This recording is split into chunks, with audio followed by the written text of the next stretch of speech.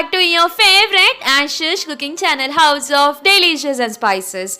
It's been so many months since we all got connected, so don't delay to give the taste buds a wonderful taste. So let's get into the preparation. So today I'm going to introduce a very easy and the tasty recipe, that is Hyderabadi spot idli. So initially I'm going to add 1 teaspoon of butter to the pan. Once the butter melts, I'm going to add 1 chopped onion and tomato each and allowing them to cook for around 2 minutes. So once these are cooked well, add half teaspoon of chilli powder, 1/4 teaspoon of garam masala and 1/4 teaspoon of chopped chilies, and again I'm going to add half a teaspoon of butter.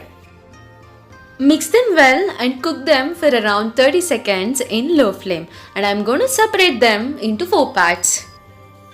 So as I'm showing here, pour the idli batter on top of this mixture.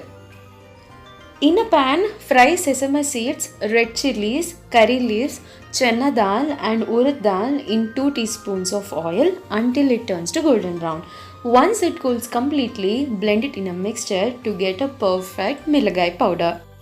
So I have added 1/4 teaspoon of Milagai powder, handful of chopped coriander and 1 teaspoon of oil on top of each of the spot idli. So now flip the spot idli to cook the other side for around 1 minute. Serve this with chutney.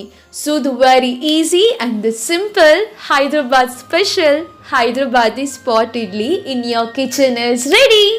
So that is about today's episode, Hyderabadi spot idli.